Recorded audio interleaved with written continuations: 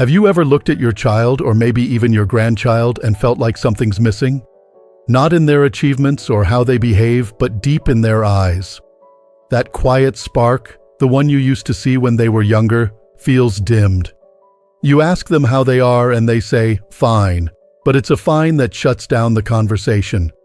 You reach out for connection, but it feels like there's a wall between you. You might even wonder, where did that closeness go? It's not just you. Many parents, especially those of us in the later chapters of life, carry around this quiet ache, a sense that we've lost something with our children.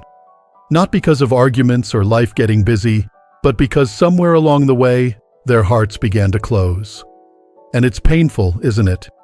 To feel like love is still there, but out of reach. So let's talk about it. Not to place blame, but to understand. Because understanding has the power to heal. You see, the emotional world of a child doesn't vanish when they grow up. If anything, it gets buried deeper, and often, it's buried under things we didn't even know we were doing. Many experts in psychology believe that so much of what shapes a child happens below the surface. That trauma doesn't scream, it whispers. And the things we think are minor, like brushing off a child's feelings or setting impossible expectations, can quietly shape how they learn to feel, or stop feeling altogether. This isn't about being perfect. No one is. And especially for those of us who were raised in times when emotions weren't something you talked about, it's not surprising that we passed on what we knew. But that's the beautiful thing about life. It gives us the chance to learn, even later on. And sometimes the smallest change in understanding can rebuild bridges we thought were long gone. Let's begin by looking at what many psychologists consider one of the first emotional injuries a child can experience. And it might surprise you. It's not shouting or hitting or neglect. It's something more invisible, when a child learns to become like the person who hurt them.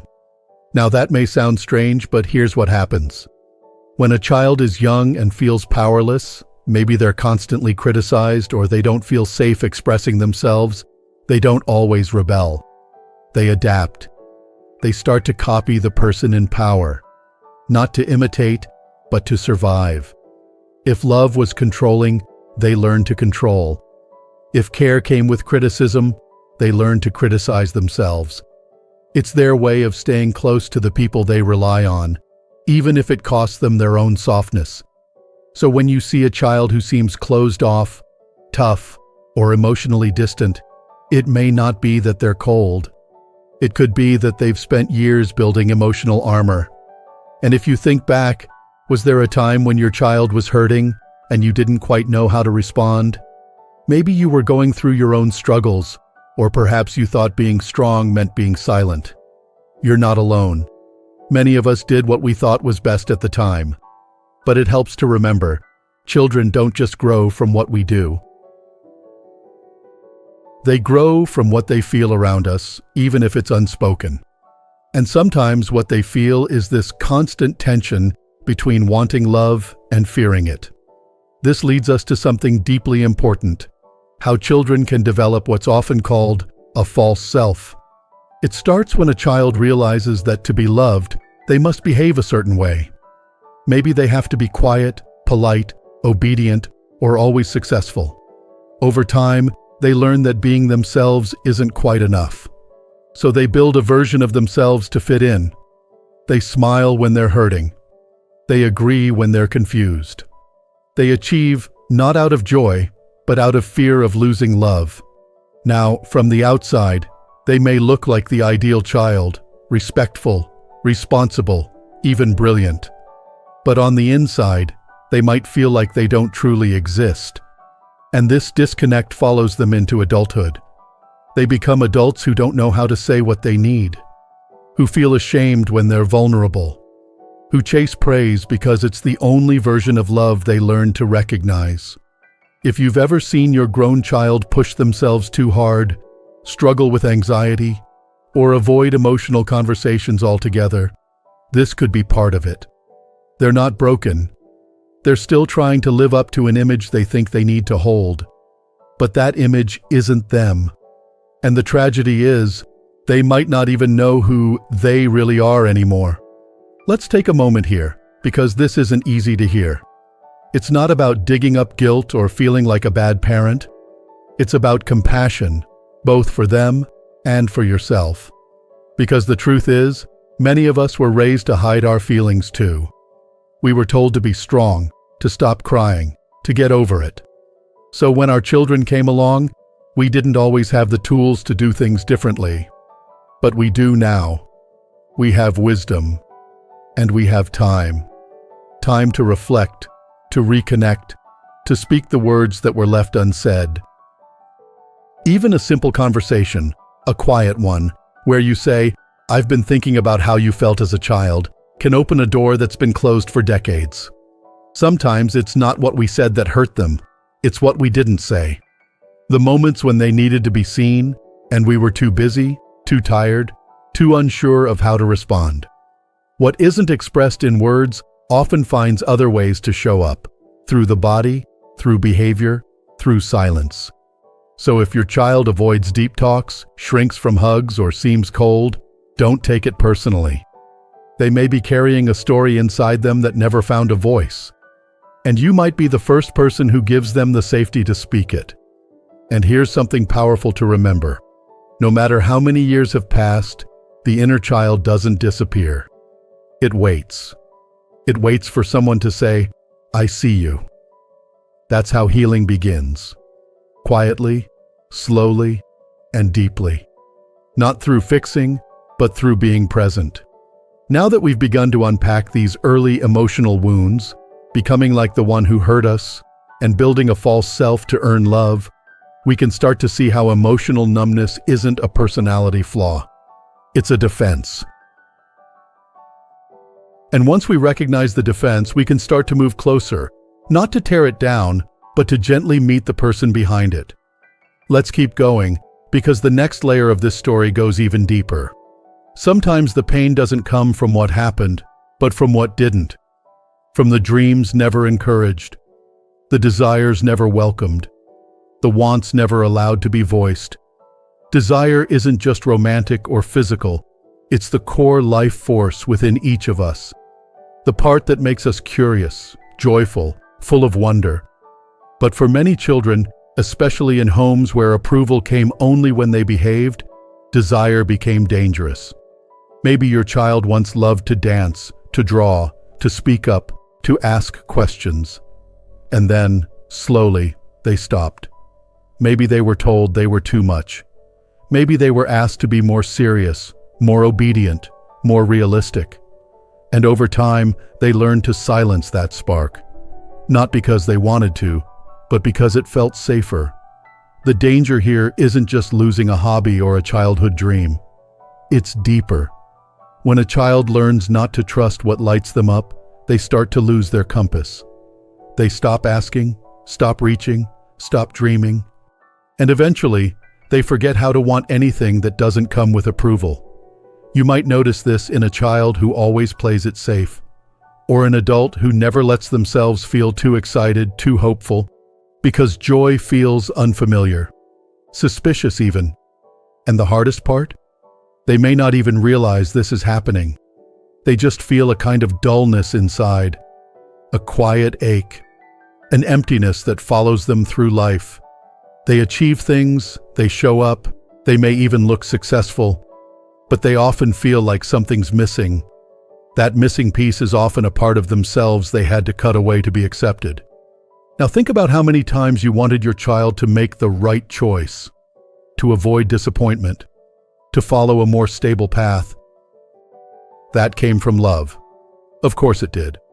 But love, even with the best intentions, can sometimes feel like pressure, especially if a child is wired to please. So they mold themselves, fit in, perform, and slowly, the real self retreats. This is known as repression. And unlike forgetting, repression is more dangerous because it hides pain so deeply that even we don't see it anymore. But it's still there, waiting, showing up in strange ways, in anxiety, in fear of failure, in avoiding anything that stirs the heart too much. Let's pause for a second. Has your child ever seemed to give up on something they once loved, and when you asked why, they just shrugged? Or said, "It's not practical," or "I don't have time"? That's not laziness. That could be the voice of repression talking. And it's heartbreaking, not because they lack talent or drive, but because they learned, long ago, that desire is unsafe. And this leads us to something even more complicated, when love and hurt come from the same place. This is called ambivalence. It's what happens when a child loves a parent deeply, but also feels afraid, or rejected, or hurt by them. These mixed messages, comfort one day, coldness the next, can confuse a young heart.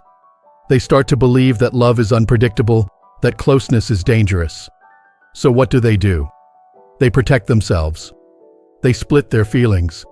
One part of them craves affection, the other part pushes it away. This might sound familiar if you've ever had your child pull close, only to withdraw the moment things get real, or if they show affection in awkward or inconsistent ways. It's not because they don't care. It's because they've learned that caring often comes with pain. And this pattern doesn't go away on its own. It can follow them into every relationship they have, partners, friends, even their own children. They may long for connection, but flee from it when it starts to feel too intense. They may lash out or go silent, not because they're trying to hurt anyone, but because their nervous system still remembers what it felt like to be vulnerable and get wounded. Now, this isn't about blaming the parent. Most of the time, the mixed signals aren't deliberate. Maybe you were going through something difficult, grief, stress, illness. Maybe you were doing the best you could with the tools you had. But a child doesn't always see the context. They just feel the shift, and they carry that shift in their heart for years. Here's something else that can happen. When a parent is emotionally unavailable, or in some cases, emotionally overwhelmed, it's not uncommon for the roles to flip. The child becomes the caregiver. Maybe they were the responsible one. Maybe they always knew how to calm you down, how to behave, how to avoid causing stress. And as a result, they stopped asking for their own needs, stopped showing their pain, stopped expecting to be cared for in return. It's easy to look back and say, they were always such a mature kid. But sometimes maturity in childhood is trauma in disguise. It means they had to grow up faster than they should have. It means they carried weight that wasn't theirs. It means they learned to be the strong one, not because they wanted to, but because they felt they had no other choice.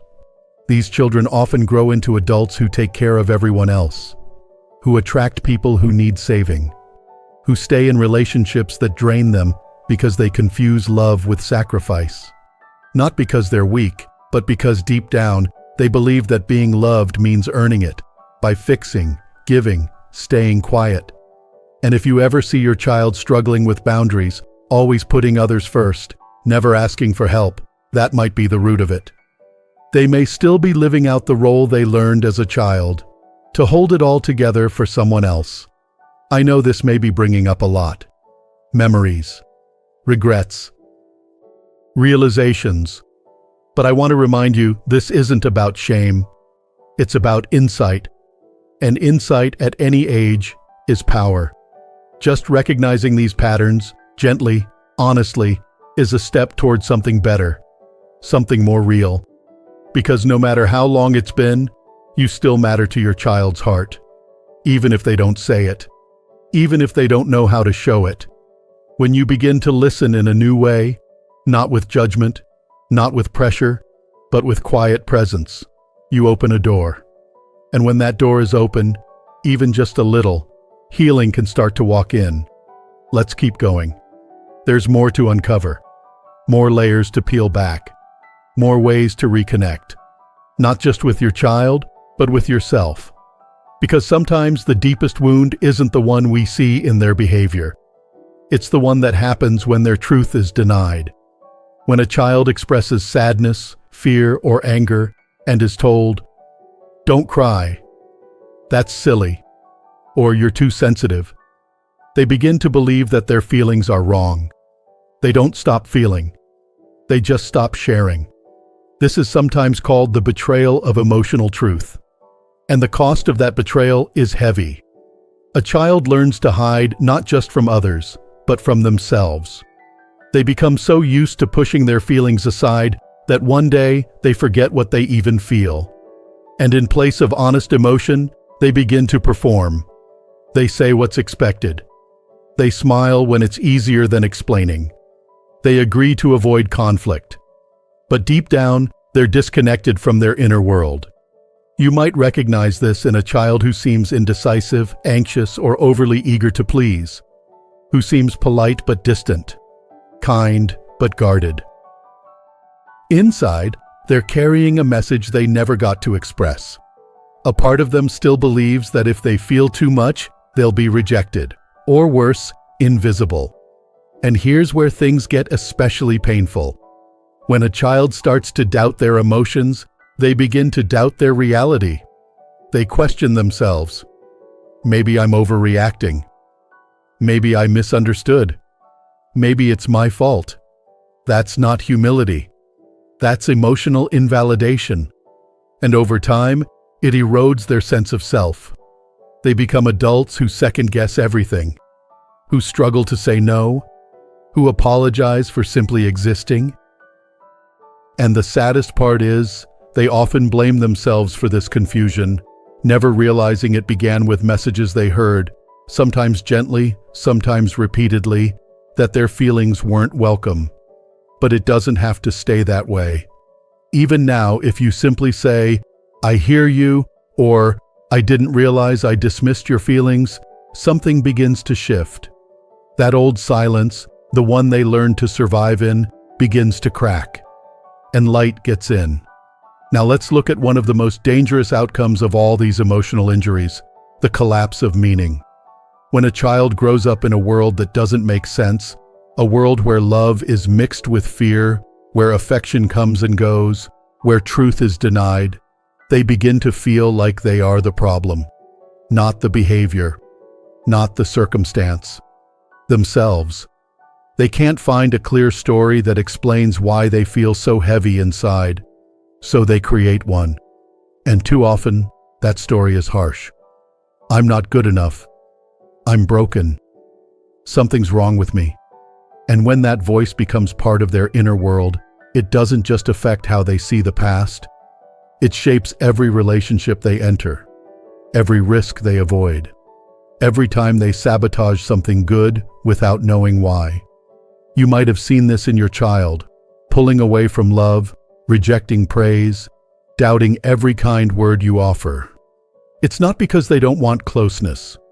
It's because closeness has felt unsafe for so long, they've learned to fear it. This is sometimes called the inner tyrant, the internalized voice of judgment, shame, and guilt that keeps a person from experiencing true emotional freedom. And for many adults, that tyrant isn't just loud, it's relentless. It questions every joy. It warns against every vulnerability. It tells them that being fully seen means being hurt. So what can we do? If we're the parent, and perhaps part of the pattern, can we still help? Yes, absolutely. Because there's also something hopeful to remember. The past only controls us when we avoid looking at it. But the moment we name what happened, its power starts to fade. That doesn't mean confronting everything with force. Sometimes healing starts with a simple gesture, sitting quietly with your child, saying, "I don't need you to explain. Just help me understand what it felt like to be you." And then really listening, not correcting, not defending, just being there. Because presence is more powerful than perfection. You may not be able to rewrite the early chapters of your child's life, but you can be part of the one they're writing now. You can be the safe space they never had. The one who listens, who stays, who doesn't turn away when things get uncomfortable. You don't need fancy words. Just honesty. You don't need deep psychology, just humility. And you don't need to fix them, because they're not broken. They're guarded. And behind that guard is someone who desperately wants to be seen. Maybe they won't say thank you. Maybe they won't even acknowledge the change right away. But you'll know, because something in them will soften. The tension in their shoulders will ease. Their words may come slower, but they'll carry more truth. And their eyes, that quiet window to the soul, will begin to look at you, not just past you. That's the sign. Not of drama, but of healing. Not of fixing the past, but of giving the present a new shape. And perhaps the most powerful part of this? As you reach out to understand them, you'll start to understand yourself. You'll remember the child you once were, the one who was told to toughen up, to behave, to stop needing so much. You'll see how your own silence was formed, how your own masks were shaped, and in that recognition, you'll find a new kind of compassion, not just for your child, but for yourself. Because healing isn't just something we offer to others, it's something we step into together. Let's keep walking this path. You've already come so far. And what comes next is not about fixing your child's behavior, but freeing the love that's been waiting underneath all along. Because here's the truth. Underneath every defense is a feeling that never had a safe place to land. And sometimes, the most loving thing we can do is to simply stay. Stay present when they pull away. Stay gentle when they push back. Stay open when the past comes up in ways we didn't expect. Healing begins when the unconscious becomes conscious. When what was once hidden in silence is finally spoken, heard, and honored. You don't need to go back in time. You don't need to have all the answers. What you can do is show up now, with the kind of presence that says, I see you. Not who you think you need to be. Not who I hoped you'd be. But you, as you are. And that kind of seeing? It changes everything. When a child finally feels seen, really seen, they begin to thaw. The icy distance softens. The body relaxes. The answers come slower, yes, but more real. Conversations shift from surface talk to glimpses of something deeper. And you start to realize it's not too late. It was never too late. It doesn't happen overnight. There are no quick fixes. Healing is a slow process, something often called working through, the steady effort of digesting pain so that it no longer controls us. That takes time. It takes trust. But it works. Because the human heart, no matter how wounded, remembers what safety feels like. And when it finds that safety again, even years later, it opens. You might never hear a dramatic thank you. There may be no grand scene, no music swelling in the background, but you'll notice other things. A softness in the way they speak, a longer hug, a look that lingers just a bit longer than it used to. These aren't small things. They're signs that healing is unfolding, quietly but surely. And if you feel guilt along the way, let it in. Not to punish yourself, but to understand. Because guilt, when it's met with compassion, becomes insight. And insight becomes change. The goal was never to blame parents, but to awaken us, to help us stop the cycle of inherited pain. Because what we don't heal, we pass on. But what we own, that breaks the chain. So ask yourself gently, what part of me still waits to be seen? What feelings did I bury when I was younger? What truths did I swallow to keep the peace? Because the answers to those questions don't just help you. They're the key to helping your child feel safe enough to answer them too. And when that happens, a powerful shift begins. You're not just parenting anymore. You're liberating. Not just guiding your child, but freeing the generations to come from a silence that never belonged to them. And that's what makes your presence so powerful. You don't need to be perfect. You don't need to be strong all the time. You just need to be real. Real enough to say, I didn't know. Real enough to say, I'm listening now. Real enough to say, you don't have to carry this alone anymore.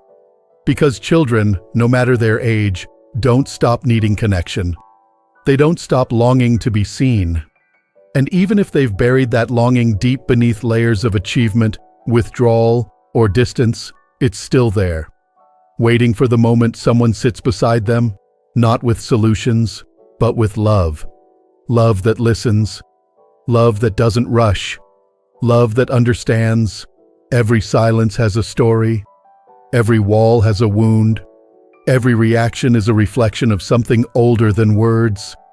And when you show up with that kind of love, something incredible happens. You begin to feel lighter too, because this isn't just about healing your child. It's about healing the child inside you, the one who once felt confused, silenced, too much or not enough. That part of you still lives, and when you offer compassion to your child, that same compassion finds its way inward. So, if this conversation stirred something in you, good. That's how healing begins. Not in fixing everything at once, but in one small act of truth. One moment of presence. One quiet willingness to say, let's start here. And if you're watching this and thinking, I wish I had heard this years ago, let me gently say, you're hearing it now. And now is enough. Now is always enough to begin again. Because to raise emotionally conscious children, even if they're already adults, starts with raising our own awareness. And the beauty of that awareness is that it's never too late to grow it. So here's my invitation to you. Reach out.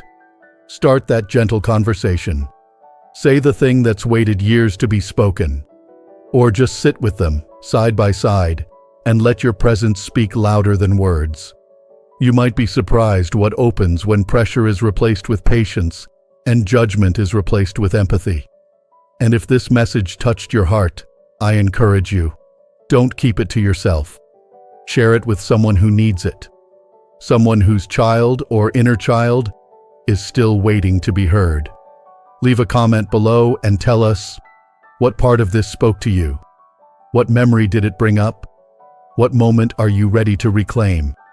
And if you'd like more messages like this, messages that dive deep, honor your experience, and remind you that healing is possible at any age, subscribe to this channel. Because this isn't just a video, it's a conversation, a movement, a quiet revolution of truth and presence. Thank you for being here, for listening, for caring enough to look inward, and for choosing love, not the kind that performs, but the kind that sees. Here's to healing what was once hidden. Here's to reconnecting through courage. And most of all, here's to living and loving with eyes and hearts wide open. Because the moment you choose to truly see your child, you begin to see yourself. And in that moment, everything changes. Here's to the courage to see. And here's to you.